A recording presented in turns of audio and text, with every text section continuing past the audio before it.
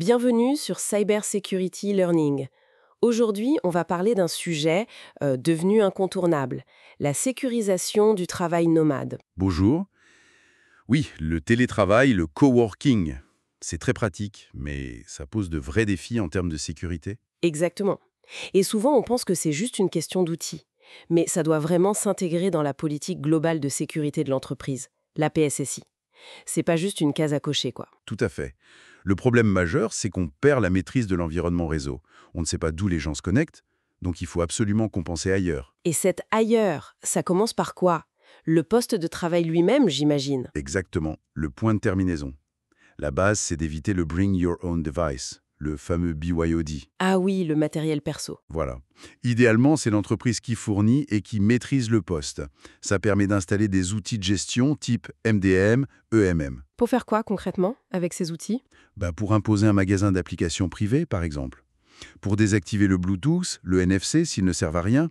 Filtrer le web aussi, directement sur le poste. Et l'usage perso sur ce poste pro? Alors ça, il faut l'encadrer très très strictement, voire l'interdire complètement. C'est plus simple et plus sûr. Et il y a aussi la protection physique, Ah oui, le petit filtre de confidentialité sur l'écran. mais aussi un câble anti-vol. Et parfois, pour des environnements sensibles, on peut même envisager des scellés ou des verrous sur les ports USB ou réseau. D'accord. Donc le matériel est sous contrôle. Mais comment on s'assure que le démarrage lui-même est sain? Qu'un malware ne s'est pas logé dans le firmware ou le bootloader? Bonne question. C'est là qu'intervient le démarrage sécurisé. Il faut contrôler l'intégrité de toute la chaîne, du début à la fin. Comment on fait ça? D'abord, on durcit le BIOS ou l'UFE. En mot de passe robuste, on interdit de démarrer sur une clé USB ou via le réseau PXE. On désactive les fonctions inutiles, comme Intel AMT, qui peut être une porte d'entrée. Ok, ça c'est la base. Et les mécanismes plus modernes? Alors, il y a le Secure Boot. Lui, il vérifie les signatures des composants au démarrage, le bootloader, le noyau, pour être sûr qu'ils n'ont pas été modifiés. Et vous parliez de Measured Boot et de TPM. Oui, ça c'est encore plus fort. Le Measured Boot, avec une puce TPM, Trusted Platform Module, ça va mesurer l'empreinte de chaque composant un par un. Firmware, bootloader, etc. Et stocker ces mesures dans des registres sécurisés du TPM, les PCRs. Et ça sert à quoi de mesurer tout ça? Ça permet de garantir un état de confiance de la machine. Le système sait exactement dans quel état il a démarré. Et ça, c'est crucial pour l'étape suivante. Le chiffrement du disque. Le Full Disk Encryption, le FDE. Incontournable, j'imagine. Ah oui, totalement indispensable. Tout le disque doit être chiffré, y compris la partition système. Et surtout, il faut une authentification avant le démarrage, ce qu'on appelle le Pre-Boot Authentication. Un mot de passe ou un PIN avant même que Windows ou Linux ne se lance? Exactement. Jamais de déchiffrement automatique. Et l'idéal, c'est que la clé de chiffrement du disque soit protégée par le TPM. Le TPM ne la libère que si les mesures du Measured Boot sont conformes à ce qui est attendu et si l'utilisateur a entré son code PIN ou son mot de passe correctement. Et si on n'a pas de TPM? Bon, le chiffrement reste obligatoire, mais il repose uniquement sur le secret de l'utilisateur. C'est moins robuste. Le top du top, c'est TPM plus une carte à puce et un PIN. D'accord. Le disque est chiffré, le démarrage est sûr, mais il reste les périphériques, notamment les clés USB, le cauchemar, Ah là là, oui, les risques sont énormes. Vol de données facile, injection de malware type bas d'USB ou rubber ducky qui simule un clavier, et même des USB killers qui peuvent griller la machine. La solution, bloquer tous les ports USB.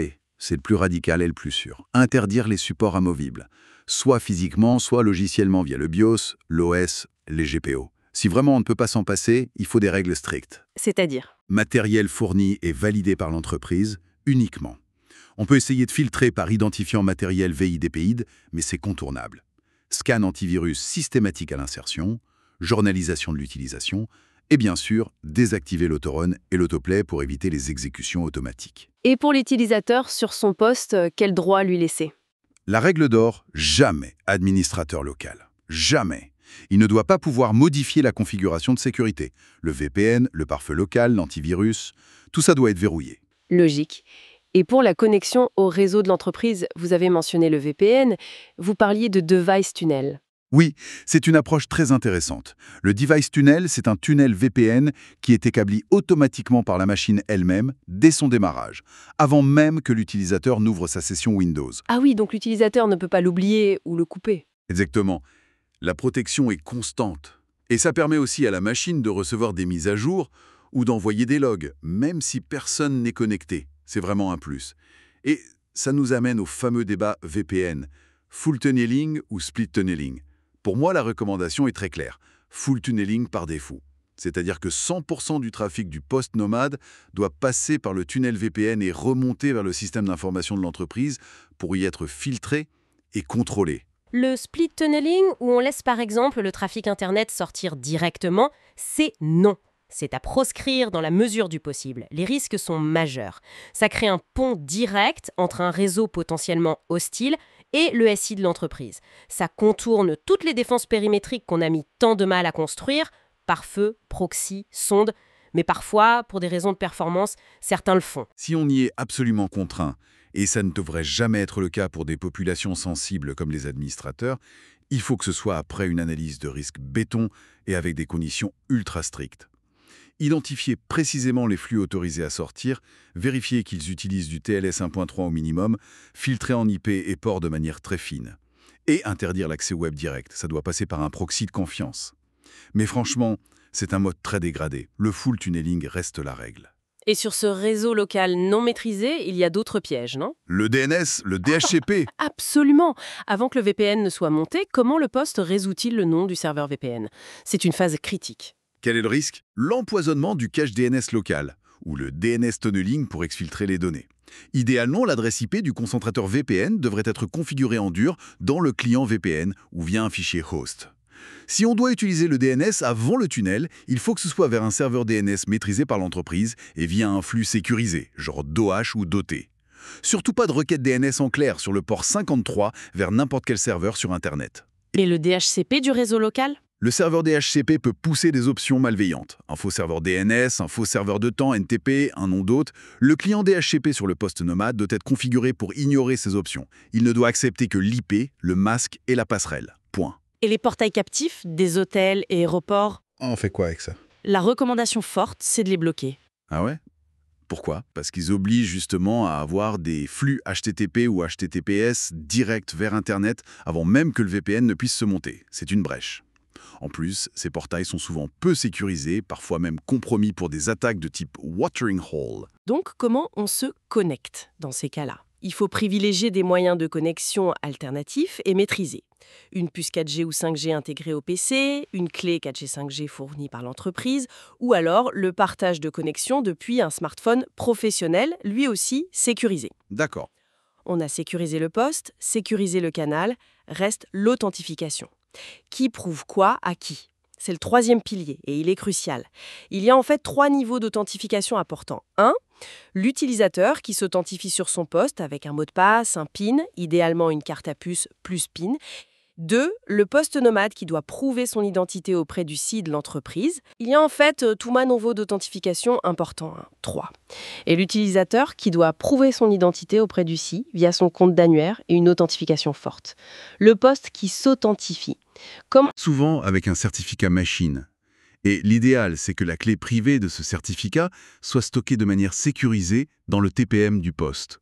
Et il faut que l'authentification soit mutuelle, c'est ça, Le SI doit aussi prouver qui il est. Absolument. Le poste doit être sûr qu'il parle bien au vrai concentrateur VPN de l'entreprise et pas un équipement malveillant. Ça se fait aussi via des certificats. Et pour l'utilisateur, c'est là qu'on parle d'authentification multifacteur, MFA, incontournable aujourd'hui. Il faut combiner au moins 2 facteurs différents parmi ce que l'on sait, mot de passe, PIN, ce que l'on possède, une carte à puce, un token OTP physique, une clé de sécurité type FIDO2U2F, et ce que l'on est, biométrie. La biométrie seule, ça ne suffit pas. Non, c'est pratique, mais une empreinte digitale, ça n'est pas un secret, on la laisse partout, et ce n'est pas révocable si elle est compromise. Donc la biométrie, oui, mais en complément d'autres choses. Quelles sont les bonnes solutions MFA alors? La carte à puce avec un PIN, c'est très robuste. Un token OTP sur un appareil dédié, c'est bien aussi. Les clés FIDO2 ou U2F avec un PIN, c'est le standard moderne, et c'est très sécurisé. Est-ce qu'il faut éviter? Clairement, les codes reçus par SMS, c'est trop facilement interceptable. Évitez aussi les clés USB basiques qui ne font que stocker un secret sans vraie crypto sécurisée. Et attention à ne pas avoir le deuxième facteur sur le même appareil que celui qui demande l'authentification. Par exemple, une appli d'authentification sur le smartphone qui sert aussi à se connecter. Et on déploie cet MFA. À quel moment? Le plus tôt possible. Idéalement, dès l'ouverture de session sur le poste Windows ou Linux. Au grand minimum, pour la connexion VPN. L'ANSSI propose d'ailleurs des modèles d'authentification de A à F qui combinent intelligemment ces différents niveaux. Authentification machine, authentification utilisateur. L'idée clé, c'est d'avoir au moins une authentification utilisateur forte, MFA, et une authentification machine fiable. Tout cela repose sur des certificats. Il faut donc une infrastructure de gestion de clés, une PKI, solide côté entreprise. Exactement. Et une PKI maîtrisée en interne, dédiée au nomadisme. Surtout pas utiliser une autorité de certification publique externe pour ça. Les clés privées doivent être protégées Exactement. dans des modules matériels sécurisés, HSM côté serveur, et dans le TPM ou la carte à puce côté poste client. Il faut aussi limiter drastiquement les autorités de certification de confiance sur les postes nomades, idéalement seule la PKI de l'entreprise. Et vérifier que les certificats ne sont pas révoqués, c'est important. C'est essentiel. À chaque connexion VPN, il faut vérifier la validité de toute la chaîne de certificats, l'identité, l'usage prévu et surtout le statut de révocation via CRL ou OCSP. C'est une vérification mutuelle. Mais vérifier la révocation avant d'établir le VPN, ça demande un accès à Internet, non? C'est un peu le serpent qui se mord la queue. C'est le défi, oui. La solution recommandée s'appelle OCSP Stapling. C'est le serveur VPN qui fournit lui-même une preuve de validité récente de son propre certificat, signé par l'autorité de certification. Ça évite au client d'avoir à contacter le serveur OCSP directement avant la connexion. Sinon, c'est plus complexe et risqué. Ok. Une fois qu'on est authentifié et connecté via le VPN en full tunnel, comment on gère l'accès aux ressources internes? Règle simple. 0 application métier interne ne doit être exposée directement sur Internet. Même pas le webmail interne. Tout doit passer exclusivement par le VPN. Pas d'exception. Très très peu. Si c'est absolument inévitable pour une application spécifique, il faudrait au minimum authentifier le poste, pas seulement l'utilisateur, via un certificat machine, MTLS, au niveau d'un reverse proxy très sécurisé en amont. Mais c'est vraiment un cas dégradé. Et pour les ressources dans le cloud public, Office 365, Salesforce, Idéalement, l'accès se fait aussi via le SI de l'entreprise, donc après passage par le VPN. Si on autorise l'accès direct via du split tunneling, encore une fois, mode dégradé, il faut s'assurer que la connexion utilise du TLS récent et robuste. et une fois dans le tunnel, on laisse tout passer? Ah non, surtout pas. Au niveau de la passerelle d'interconnexion VPN, il faut filtrer finement les flux. Le poste nomade ne doit pouvoir accéder qu'aux ressources et services strictement nécessaires à son travail. Principe du moindre privilège. Et utiliser des protocoles sécurisés à l'intérieur du tunnel aussi? Bien sûr. Privilégier HTTPS, SFTP, SSH, bannir tout ce qui est en clair comme HTTP, FTP, Telnet, même si c'est dans le VPN. Une question sur la synchronisation hors ligne des données. C'est pratique mais risqué. Oui, c'est un risque de fuite de données si le poste est perdu ou volé, surtout si le chiffrement de disque n'est pas parfait ou si l'authentification pré-démarrage est faible. Donc à n'activer que si le besoin métier est réellement justifié et après analyse de risque. D'accord. Pour finir, parlons un peu hygiène générale et détection. Oui, quelques points essentiels. Utiliser des matériels et logiciels qualifiés, si possible avec un visa de sécurité ANSSI. Administrer toute cette infrastructure de nomadisme, serveur, VPN, PKI, MDM, de façon sécurisée, idéalement via un bastion d'administration dédié. Et maintenir tout ça à jour, évidemment. Le maintien en conditions opérationnelles et de sécurité, MCO-SCS, c'est critique. Revue régulière des droits, audit et surtout application rigoureuse des correctifs de sécurité, aussi bien sur les postes que sur les serveurs. VPN, ces derniers sont souvent exposés sur Internet, donc c'est vital. Comment surveiller que les postes restent conformes? Via les outils MDMM, justement, ils permettent de vérifier en continu la version de l'OS, les patchs appliqués, l'état de l'antivirus, la présence du chiffrement, et mettre en quarantaine un poste qui n'est pas à jour ou qui ne s'est pas connecté depuis longtemps en limitant son accès au seul serveur de mise à jour. Et bien sûr, le verrouillage automatique de session. Oui, après une courte période d'inactivité, 5 minutes maximum, c'est une bonne pratique. Et la détection AMM. Comment savoir si quelque chose de suspect se passe? La journalisation est la clé. Il faut collecter les logs pertinents sur les postes, les serveurs VPN, les systèmes d'authentification, Quel log, par exemple? les connexions VPN réussies et échouées, les authentifications, les accès aux ressources critiques, les modifications de configuration, les événements de sécurité de l'OS. Il faut protéger l'intégrité de ces logs, les centraliser rapidement et de façon sécurisée. Et ensuite, on les analyse, oui, avec un CIM, Security Information and Event Management. On cherche des corrélations, des activités suspectes, des connexions depuis des lieux inhabituels, des horaires anormaux, des tentatives d'accès multiples et échouées, des signes d'exfiltration de données. Pour ça, avoir une source de temps fiable et unique sur tout le système est indispensable. On peut ajouter une sonde réseau. Oui, une sonde de détection d'intrusion réseau NIDS placée au niveau de la passerelle d'interconnexion VPN, c'est très utile. Idéalement, elle devrait pouvoir analyser le trafic après le déchiffrement VPN pour voir ce qui circule réellement et appliquer des signatures ou détecter des anomalies comportementales. Merci beaucoup, c'était très complet. Si on devait résumer les grands piliers, je dirais un point de terminaison vraiment maîtrisé et durci. Ensuite, un canal de communication verrouillé avec le full tunneling VPN comme règle. Troisièmement, une authentification forte à plusieurs niveaux, machine et utilisateur. Et enfin, une vigilance de tous les instants. Supervision, détection, maintien à jour, c'est ça. La sécurité parfaite n'existe pas, surtout en nomadisme, mais l'objectif est d'avoir des défenses adaptées aux risques et surtout la capacité de détecter et de réagir vite en cas de problème. Exactement. C'est un équilibre dynamique et pragmatique qu'il faut rechercher en permanence. Et peut-être que la réflexion finale pour nos auditeurs, c'est celle-ci. Au-delà de la technique, est-ce que les processus de réponse à incidents sont prêts et testés pour faire face à la compromission d'un poste nomade ? Car c'est souvent cette capacité de résilience qui fera la différence au final. Et peut-être que la réflexion finale pour nos auditeurs, c'est celle-ci. Merci d'avoir suivi cet épisode de Cybersecurity Learning. Merci à vous. Et à très bientôt.